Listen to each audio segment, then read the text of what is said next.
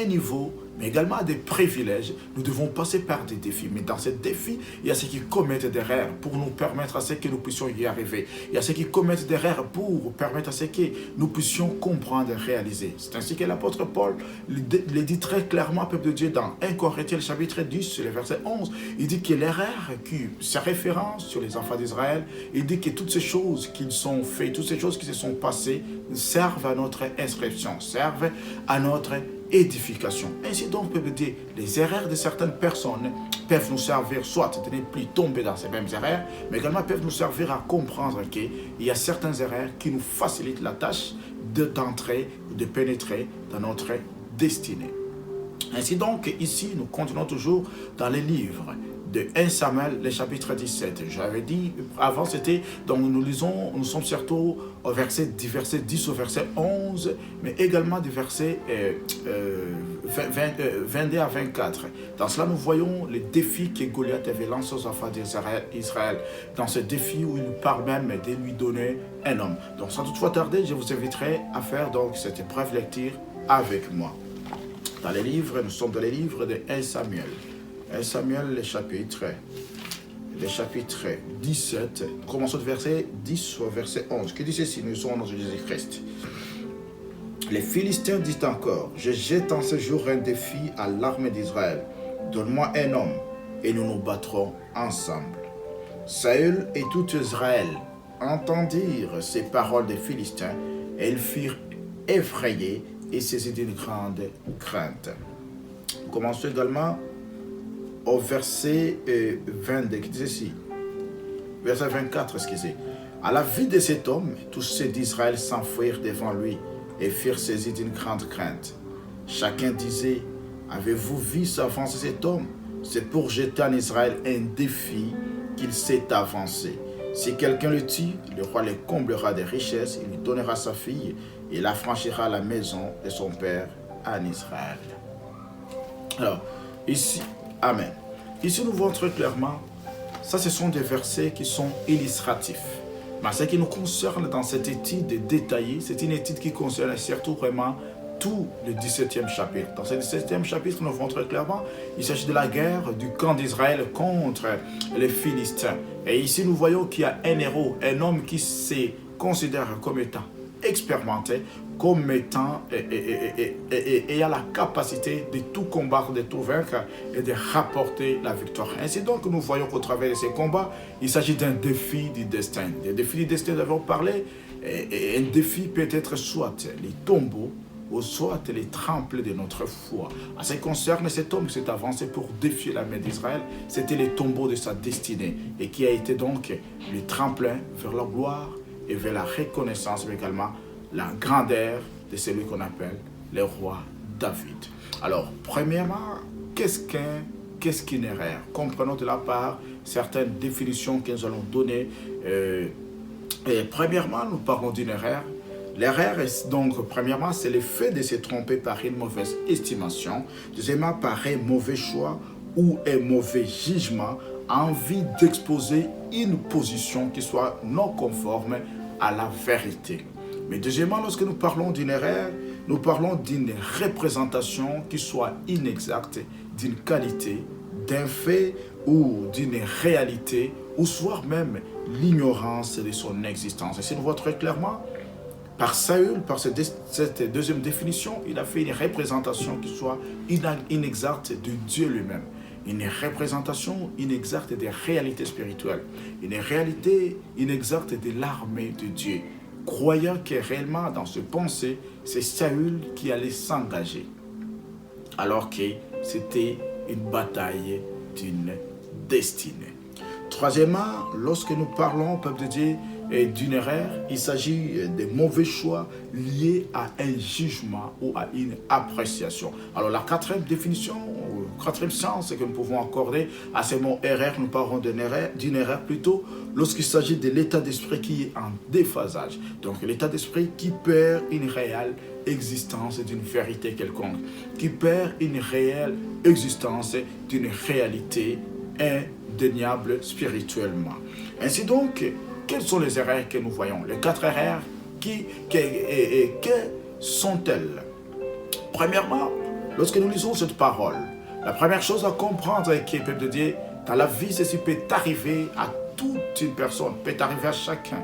La première erreur, c'est l'erreur que nous appelons l'erreur du jugement. C'est quoi une erreur de jugement? Une erreur de jugement, peuple de Dieu, il s'agit d'une erreur de prévision, une erreur d'évaluation qui cause la déception ou la désillusion. Une erreur, peuple de Dieu, de prévision, une erreur d'évaluation. Ici, nous voyons que dans son jugement, dans son évaluation, dans sa prévision, Goliath avait fait une erreur. Et cette erreur a été la base d'une désillusion pour sa vie. En parlant des illusions, une désillusion, donc, c'est une différence entre ce qu'on imagine et une réalité qui soit véridique. Et donc, dans cette erreur, nous comprenons très clairement, peuple de Dieu, qu'il a d'abord, premièrement, sous-estimé l'ange spirituel et surestimé l'ange qui soit incantatoire, qui soit également physique. Il a sous-estimé l'ange spirituel. Lui-même, lorsqu'il parle, lorsqu'il lance les défis, il dit « Je lance ces défis à l'armée d'Israël ». En parlant de l'armée d'Israël, en parlant des hommes de Dieu, en parlant du peuple de Dieu, on voit directement Dieu, on voit sa représentation, car c'est l'armée de Dieu. Et si c'est l'armée de Dieu, c'est l'Éternel lui-même qui est le chef. C'est l'Éternel lui-même qui est en tête. C'est l'Éternel lui-même qui dirige. C'est l'Éternel lui-même qui coordonne, qui stratégie chaque chose. Alors, lancer un défi spirituel, peuple de Dieu, la chair ne peut jamais lancer un défi spirituel à l'esprit. Car c'est de l'esprit que nous avons, que tout se restrictive. Car l'esprit, c'est par l'esprit que tout a été créé. C'est par l'esprit que tout est dirigé. Alors, cette erreur que nous voyons l'erreur de jugement, comme on l'avait dit, il avait sous-estimé l'ange spirituel qui se rattache à cette bataille. Mais il avait surestimé surtout l'ange physique et l'ange également qui soit incantatoire. Ainsi donc, par ceci, peuple de Dieu, nous ramène à croire. Il y a beaucoup qui croient que la réalité relève de ce que nous voyons. La réalité relève de ce que nous sommes habitués à voir, à pratiquer. Peuple de Dieu, nous devons comprendre très clairement que là où il y a l'ange spirituel, là où il y a la réalité spirituelle, il y a la présence de Dieu. Là où il y a l'ange spirituel, il y a la présence du Saint-Esprit. Là où il y a l'ange spirituel, il y a une force, peuple de Dieu, qui dépasse les visibles. Il y a une force qui dépasse ce que nous sommes habitués de voir, ce que nous sommes habitués de faire. Car en Dieu, toute chose est nouveauté. Mais en celui qui se conforme sur sa volonté, sur sa vérité, peuple de Dieu, il va de gloire en gloire. Alléluia. Alors, au travers de cette erreur, il y a deux faits à relever. Le premier fait, d'abord, dans cette erreur de jugement, Goliath a ignoré son réel adversaire. Alors que, comme je l'ai dit, le réel adversaire ici était Dieu. Et ceci va même de l'erreur de Saül que nous voyons, verset 33. 1 Samuel, chapitre 17, verset 33, qui ignore David, qui dit que lui, c'est un guerrier depuis sa jeunesse. Il se combat.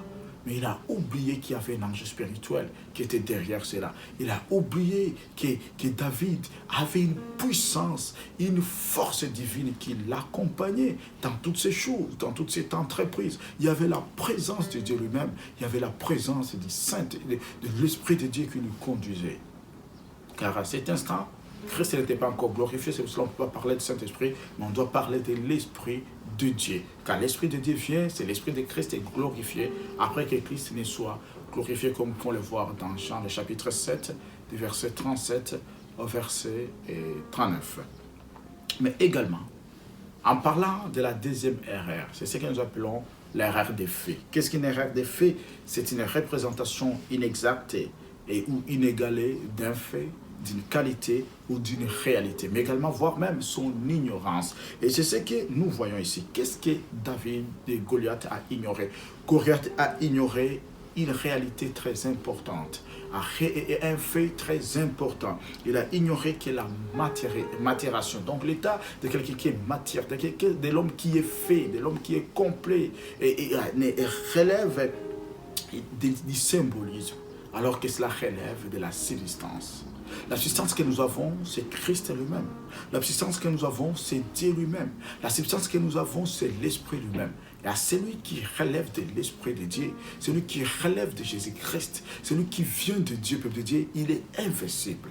Et la grande matération, la grande matérité, l'état d'un homme qui soit fait, l'état d'un homme qui soit matière, relève de la subsistance que nous avons en Dieu, relève du fondement sur laquelle nous sommes bâtis, nous sommes édifiés, relève de la matière dans laquelle nous provenons. Jean nous dit clairement, peuple de Dieu, que à ceux qui croient au nom de Dieu, à ceux qui sont en Dieu, à ceux qui l'ont réussi, Dieu leur donne le pouvoir de devenir enfants de Dieu. Dieu leur donne le pouvoir, peuple de Dieu, d'être ces peuples qui ne sont pas nés physiquement ou charnellement ou biologiquement, mais leur donne le pouvoir de devenir enfants de Dieu. Ces enfants qui sont nés de l'esprit, qui sont nés de la grandeur, de la puissance, mais également du souffle de Dieu lui-même. Alors, cette ignorance, peuple de Dieu, qu'est-ce qui s'est fondé par cette ignorance, peuple de Dieu? Nous voyons très clairement que Goliath, il voyait qu'il est les symboles, l'armée. Nous regardons très clairement la manière dont la Bible nous décrit la manière, l'armure qu'il avait, c'était une armure incroyable. Si nous lisons ici, surtout au verset, nous disons très clairement ici, au verset 17, on dit très clairement, les versets 5, les versets d'abord 4. Les Philistins étaient vers la montagne d'un 4 victoires. Un homme sortit alors du camp des Philistins et s'avançant entre les deux armées, il se nommait Goliath. Il était de Gath et il avait une taille de 6 coudées et un empan. Sur sa tête était un casque d'airain et il portait une cuirasse à écailles du poids de 5000 cycles d'airain. Il avait aux jambes une armure d'airain et un javelot d'airain entre les épaules. 7. Le bois de sa lance était comme un souple tisserand et la lance pesait 600 cycles de fer. Celui qui portait son bouclier marchait devant lui. Nous voyons très clairement ici, à partir du verset 4 jusqu'au verset 7, on nous donne une grande description de Goliath. Les symbolismes. À combien de fois nous ignorons la réalité spirituelle parce que nous nous fions, nous nous fondons dans ce que nous voyons. À combien de fois nous avons la peur, la crainte, parce que nous voyons des choses, croyant que ces choses représentent les summums, représentent la complétude, représentent la plénitude de toutes choses. À combien de fois nous avons peur, parce que l'adversaire nous montre peut-être la puissance de son armée. Peuple de Dieu, l'armée de Dieu, la puissance de Dieu est trop grande. C'est pour cela qu'on l'appelle le Tout-Puissant, parce que sa puissance est sans pareil. Dieu est incomparable par ce qu'il fait, par ce qu'il accomplit, par ce qu'il réalise. Alors n'ayez pas peur, peuple de Dieu, ne vous fondez pas sur les symbolismes, que votre réalité présente, que votre vie en Christ ne soit pas teintée, ne soit pas fondée sur les symbolismes, mais que cela soit fondé sur la subsistance, soit fondé sur la matière elle-même. Et la subsistance, peuple de Dieu, relève de l'invisible. Les visibles, souvent, nous donnent juste une vie qui soit panoramique. Mais l'apôtre Paul dit, nous ne sommes pas ceux qui marchent selon la vie, mais nous marchons selon la foi. Votre grande victoire relève de la subsistance. Et cette subsistance, c'est quoi? C'est la foi. La foi, c'est la victoire. Si vous aurez la victoire, ce qui vous accordera la victoire, ce qui vous accordera la paix, ça sera votre foi que vous avez en Jésus-Christ. Alors, au travers de cette erreur, j'aimerais que nous puissions relever 5 faits très importants, 5 faits qui nous aideront à ce que nous puissions comprendre réellement que la grâce, la grandeur de Dieu ne relève pas de ce que nous voyons, ne relève pas des symboles, ne relève pas des choses que nous constatons peut-être au regard de notre connaissance. Premièrement,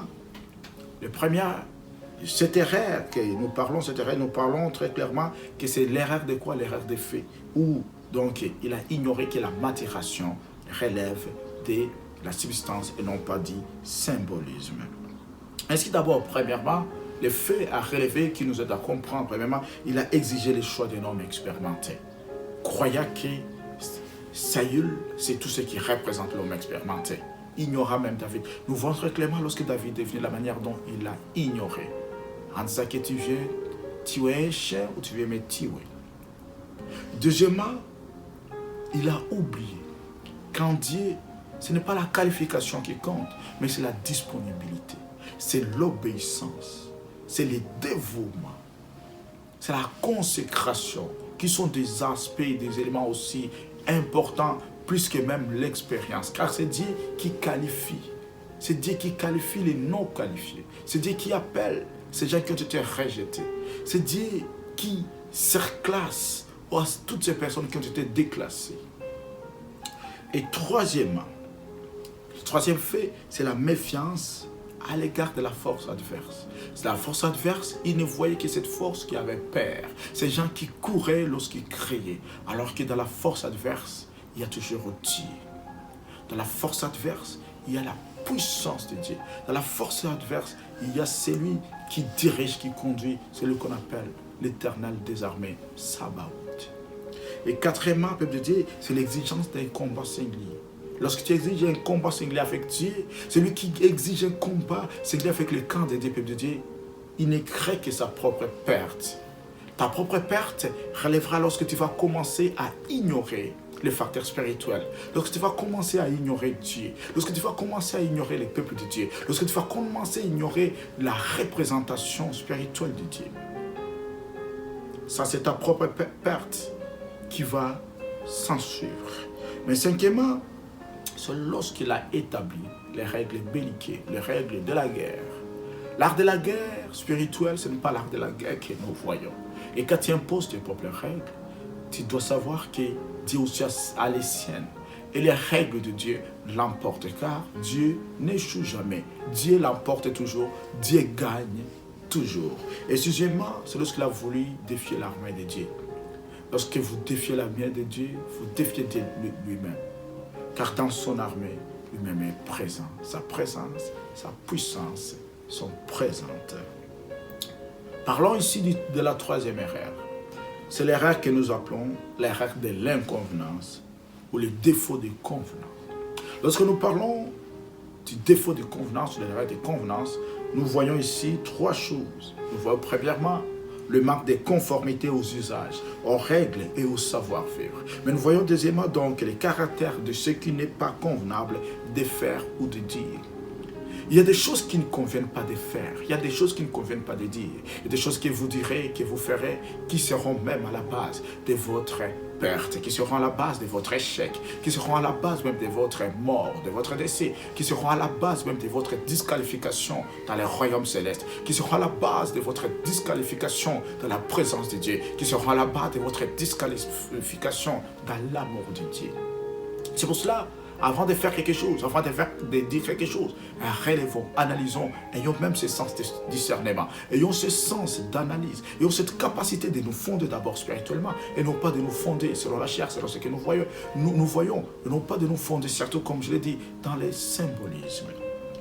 Mais nous parlons troisièmement, lorsque nous parlons de l'erreur des convenances ou des défauts, de l'inconvenance, nous parlons surtout des propos, des actes inconvénients qui relèvent de la grossièreté, qui relèvent même de l'impolitesse. Et quatrièmement, nous parlons même de ces défauts qui est dans la convenance, ces défauts qui est dans la manière de vivre, ces défauts qui est dans la manière de faire, ces défauts qui est dans la manière de penser, ces défauts qui est dans la manière même d'être de chaque homme.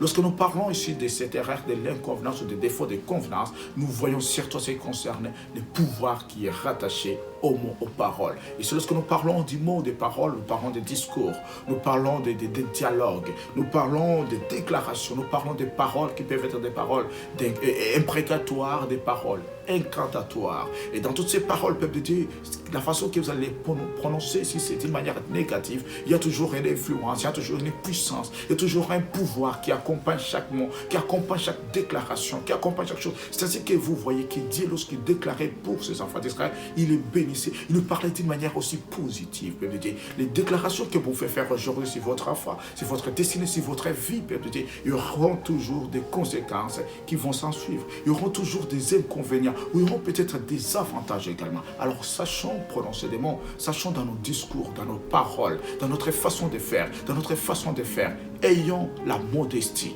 ayons la crainte de Dieu, ayons la puissance de Dieu. Fondons-nous sur Dieu lui-même. Nous le voyons très clairement ici, peuple de Dieu. Les paroles qu'il a prononcées ont été les tombeaux de sa foi. Et les paroles que nous prononçons, peuple de Dieu, peuvent être les tremplins de notre existence, de notre destinée. Alors sachons bien parler. C'est pour cela que la Bible nous dit dans Colossiens, le chapitre 3, je crois, 6, j'oublie les versets exactement, je me souviendrai plus tard, que votre parole soit accompagnée de grâce et assaisonnée de sel, afin que vous sachiez quoi dire. L'apôtre Paul nous dit cela, peuple de Dieu. Nous devons, nos paroles doivent être accompagnées teintées de grâce, d'une faveur méritée, de la crainte de Dieu, mais également assaisonnées de sel, afin que nous puissions préserver notre vie, préserver notre destinée, mais préserver ce que nous disons et ce qui peuvent même arriver plus tard. Alors, ici nous voyons 3 faits ayant occasionné cet écart de convenance. Premièrement, Goliath s'est fait à son identité et à sa nature. En croyant que je suis très gentil. Nous voyons au verset 4. 1 Samuel 17, 4 jusqu'à 7. La manière dont le décret, surtout le verset 4, on dit qu'il était long. Il avait 3 mètres. 3 mètres, il était très très grand par sa taille. Il dit que moi, je suis les Philistins. Oubliant que les Philistins, David aurait fait, c'est un incirconcis. C'est celui qui ne fait même pas partie de la famille de Dieu. C'est celui même qui est disqualifié par la grâce de Dieu. Celui qui est même disqualifié par la gloire de Dieu. Celui qui n'est pas dans la présence de Dieu. Celui qui n'a aucune alliance avec Dieu, aucune relation. Et il défie l'armée de Dieu. Troisièmement, peuple de Dieu, c'est de vouloir imposer les règles à Dieu. De vouloir imposer. C'est pour ça que j'ai dit que nous devons voir la manière de faire de Dieu. De vouloir imposer les règles à Dieu. De vouloir montrer qu'il connaît toutes choses. Oubliant que c'est Dieu qui tient l'âme de tout ce qui vit, les souffres de toute chair. C'est Dieu qui le tient entre ses mains. Alors, ne défiez jamais Dieu. On ne peut jamais défier Dieu et vaincre la bataille. Lorsqu'on défie Dieu, sachez qu'il y a toujours une banqueroute. Troisièmement, c'est au travers d'une déclaration incertaine. Cette déclaration était si il nous gagne, il y avait l'incertitude. Mais quand David parle, c'est une déclaration qui est certaine. Il dit, c'est aujourd'hui je vais te tuer. Aujourd'hui c'est ta fin. Aujourd'hui je vais donner ton cadavre aux oiseaux qui vont consommer cela. Il dit que l'Éternel qui m'a délivré de la griffe du lion, de la griffe de l'ours ou de la patte de l'ours, il me délivrera contre ces Philistins. Une déclaration qui était certaine et sûre. Qui dit, tu viens devant moi avec la lance, avec le javelot, tu viens avec des armes sophistiquées, mais moi, je viens devant toi au nom de l'Éternel. Je te vaincrai et je te gagnerai. C'est une déclaration sûre et certaine. Le pouvoir des mots. Qu'est-ce qui vous a été déclaré? Peuple de Dieu, quel que soit ce que l'adversaire a déclaré sur vous, sur votre vie, sur votre destinée, dites seulement que moi, je me présente devant toi dans la présence du Tout-Puissant. Moi, je viens au nom de l'Éternel. Et je sais que cette bataille, je sais que ces combats de ma destinée, j'aurai la victoire sûre et certaine. Ayez la certitude devant tout ce que vous faites. Que votre déclaration soit certaine, mais également faite avec foi, faite dans l'humilité, dans la crainte et en fondant tous vos espoirs à Dieu. La 4e erreur, c'est l'erreur que nous appelons l'erreur, c'est la loi de l'exception.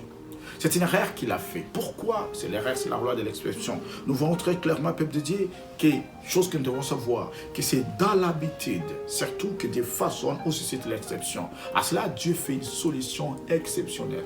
Dieu élève des héros exceptionnels. Dieu nous place à un statut, à un niveau où nous fait introduire dans une sphère exceptionnelle. En cela, nous le voyons très clairement, peuple de Dieu. Dieu a fait de David un homme exceptionnel.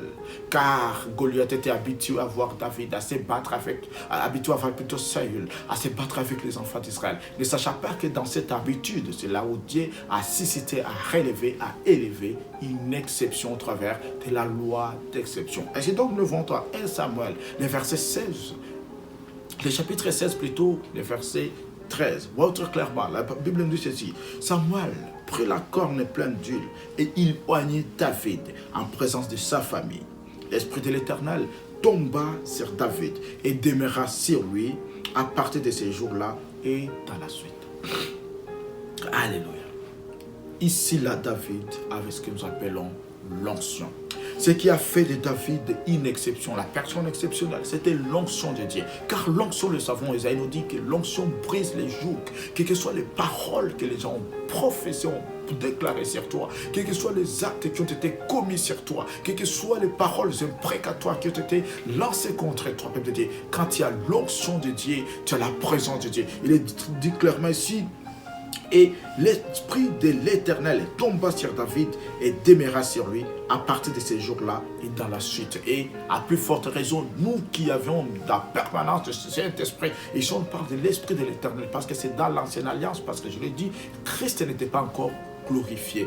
Quand Christ a été glorifié, c'est là où nous voyons, nous parlons du Saint-Esprit. Nous parlons de l'Esprit de Christ glorifié. Et sachez très clairement, peuple de Dieu, que lorsque vous avez la présence, la puissance du Saint-Esprit, aucune situation ne peut jamais être invincible devant vous. Chaque situation sera vaincue. Chaque bataille de votre destinée sera vaincue et Dieu vous fera introduire dans sa puissance, dans sa gloire. Ne commettez pas ces erreurs. Il y a des erreurs que nous faisons dans notre marche. Mais parmi les erreurs que nous pouvons faire, peuple de Dieu, les 4 erreurs de Goliath sont une leçon devant nous. Une leçon pour notre marche dans la destinée. Je vais parler que dans ces erreurs, nous voyons premièrement l'erreur du jugement. Nous voyons l'erreur des faits. Nous voyons ce qu'on appelle l'erreur d'inconvenance ou les défauts d'inconvenance. Et la 4e erreur, c'est l'erreur sur la loi de l'exception. Que ces erreurs nous apprennent, que ces erreurs nous réagissent dans notre marche, dans notre relation avec Dieu, mais également dans notre façon de faire, dans notre façon d'être, dans notre façon également de nous comporter, dans notre attitude face à Dieu. Que Dieu vous bénisse. Merci à vous tous qui avez été connectés au Centre Évangélique Completed. Que la gloire, la grâce de notre roi et Sauveur Jésus-Christ soit avec vous. Aimez, partagez et commentez cette vidéo. Commentez ces lives en direct. Et s'il y a des sujets que vous voulez savoir approfondir davantage, nous sommes là pour vous. Merci beaucoup. À très bientôt. On se redit ciao. Par la grâce de Dieu. Bye.